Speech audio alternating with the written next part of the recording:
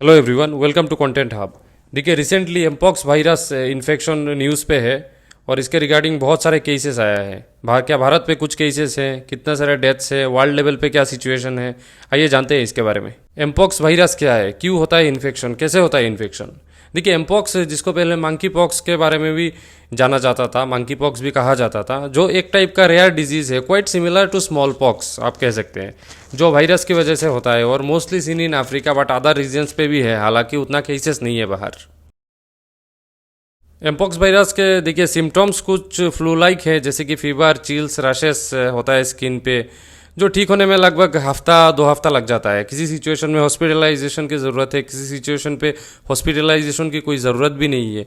देखिए, mpox virus का जो इशू है वो सालों से अफ्रीका में है और अफ्रीका का एक कॉमन पब्लिक हेल्थ इशू है एमपॉक्स। देखिए, सिम्टम्स तो मैंने आपको बोल दिया, और जो ट्रांसमिशन है तो पहला जो फास्ट वायरस आया था तो एनिमल टू ह्यूमन हुआ था। अभी ह्यूमन टू ह्यूमन ट्रांसमिशन भी होता है, मेनली सेक्सुअल कॉन्टैक्ट पे होता है और नीट एंड क्लीन रहना पड़ता है ज़्यादातर। इंक्यूबेशन पीरियड 1 to 2 weeks मैंने जैसे आपको बताया। देखिए, फास्ट एमपॉक्स केस इंसानों पे 1970 पे दिखा गया था, जो actually democratic Republic of Congo पे जो एक 9 साल का बच्चा है उसके ऊपर ये फास्ट केस आया था। और आपको बता दूं, ये इन्फेक्शन ज़्यादातर बच्चों पे होता है, हालांकि ऐसा नहीं है कि एडल्ट पे नहीं होता है, एडल्ट पे भी होता है, लेकिन ज़्यादातर बच्चों पे होता है। और ऐसा माना जाता है कि फास्ट केस पे जो ट्रांसमिशन हुआ था वो एनिमल्स होस्ट से हुआ था। देखिए, एमपॉक्स के केसेस इतने सालों से मोस्टली सेंट्रल और वेस्ट अफ्रीकन कंट्रीज़ पे है, वहाँ पे दिखा गया है, बट रिसेंटली यूरोप और नॉर्थ अमेरिका पे भी कुछ केसेस रिपोर्ट किया गया है। आपको बता दूं, जो पेशेंट ज़ीरो है, जो मतलब फर्स्ट पेशेंट डिटेक्ट किया गया था 1970 पे कॉन्गो पे, आज के टाइम पे उसी जगह का हालत बहुत ही ख़राब है, बहुत मतलब बहुत ज़्यादा ख़राब है।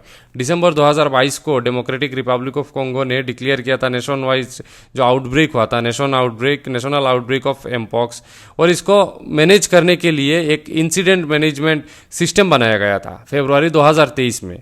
और क्योंकि केसेस रेगुलरली बढ़ रहे थे तो सितंबर 2023 को जो किबू प्रोविंस है, वहाँ पे कॉन्गो पे वो जगह है किबू प्रोविंस, वहाँ पे एमपॉक्स का जो आउटब्रेक है वो बहुत ज़्यादा हो गया था, with one new variant clade 1 MPXV। आप याद रखिएगा, क्लेड 1 MPXV, ये जो स्ट्रेन है क्लेड 1 MPXV, ये कंट्री पे पहले डॉक्यूमेंटेड सस्टेन्ड कम्युनिटी है। ट्रांसमिशन बहुत जल्दी होता है ह्यूमन टू ह्यूमन, और मैं आपको बता दूं आज की डेट पे ये जो स्ट्रेन है WHO के द्वारा अफ्रीकन रीजन पे ज़्यादा डिटेक्ट किया गया है ये स्ट्रेन।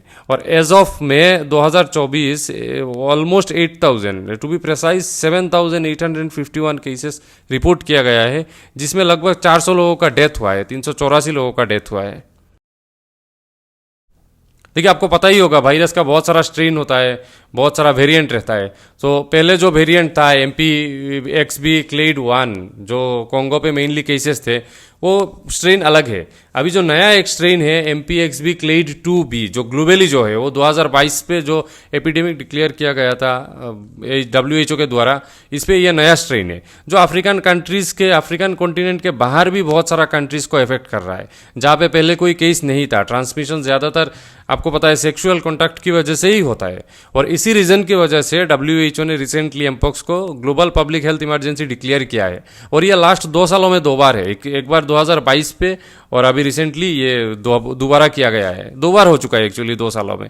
और ऐसा नहीं है कि केसेस कॉन्गो पे है। WHO ने जो हेल्थ इमरजेंसी डिक्लेयर किया है वो एक्चुअली नेबरिंग कंट्रीज़ पे, जो मैं अगर बोलूँ तो केनिया, रवांडा, युगांडा, जो नेबरिंग कंट्रीज़ है कॉन्गो के, वहाँ पे केसेस फैल चुके हैं, वायरस स्प्रेड हो चुका है बहुत ज़्यादा। तो इसी रीज़न की वजह से एक्चुअली WHO को इमरजेंसी डिक्लेयर करना पड़ा। तो रिसेंटली क्या हुआ, रिसेंटली देखिए हमारे नेबरिंग कंट्री पाकिस्तान में एमपॉक्स का एक केस डिटेक्ट हुआ। पेशेंट रिसेंटली गल्फ कंट्री से आया है, गल्फ कंट्री से पाकिस्तान पे आया है। और पहले एक बार ये बोला गया कि 3 केसेस भी पहले रिपोर्ट हुए हैं कुछ दिन पहले, जो अभी फ्रेश केस है वहाँ पे 1 केस रिपोर्ट किया गया है। देखिए, एज पर जो हेल्थ डायरेक्टर है पाकिस्तान के, उनके मुताबिक जो पेशेंट का सीक्वेंसिंग अभी चल रहा है, तो बोलना मुश्किल है एक्चुअली कौन सा वेरिएंट है, क्या है, वो थोड़ा टफ रहेगा। अभी शायद कुछ दिन में पता चल जाएगा।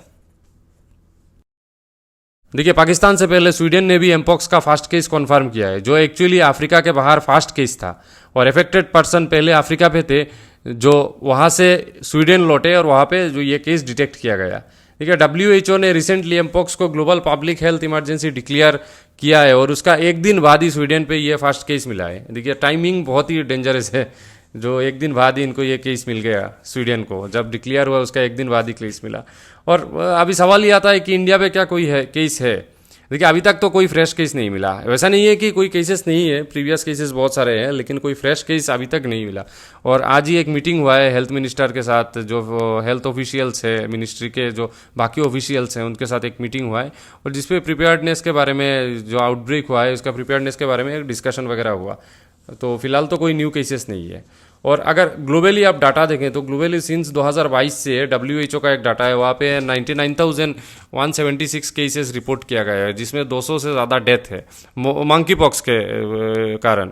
और ये जो टोटल केसेस है ये 116 कंट्री से है। और इंडिया पे मैं आपको बता दूं, जैसे कि मैंने आपको पहले बोला कि 30 केसेस डिटेक्ट किया गया है, और जो लास्ट केस है आउट ऑफ दिस 30 केस और मार्च 2024, हालांकि 3-4 महीना पहले ही डिटेक्ट किया गया था। तो फिलहाल कोई मैटर ऑफ कंसर्न नहीं है। और WHO के द्वारा वैसा कुछ गाइडलाइन जारी किया नहीं गया, जो बाउंड्रीज है, ट्रेवल रेस्ट्रिक्शन थोड़ा बहुत आया है, उसके अलावा कुछ वैसा अपडेट नहीं है। और अगर कोई अपडेट आता भी है तो मैं आपको वीडियो बना के वहाँ पे अपडेट कर दूंगा।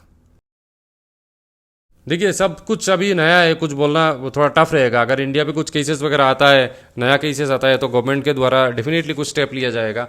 और I think travel restriction definitely रहेगा, मेनली अफ्रीकन कंट्रीज़ और गल्फ कंट्रीज़ पे कंट्रीज से जो लोग इंडिया पे आएंगे वहाँ पे प्रॉपर चेकिंग वगैरह अगर हो तो ठीक रहेगा। और जो मैंने आपको जैसे बताया, सेक्सुअल कॉन्टैक्ट की वजह से ही ज़्यादातर ये वायरस का ट्रांसमिशन होता है, तो आप वहाँ से थोड़ा वो समझ के वो कीजिए। जो अगर केसेस का ट्रांसमिशन वगैरह ना हो तो न्यू केसेस भी नहीं आएंगे। So this is the end of this video. I hope आपको समझ में आया होगा। वीडियो में मैंने जो भी डिटेल्स आपके साथ शेयर किया है। So thanks for watching the whole video. जय हिंद, जय भारत।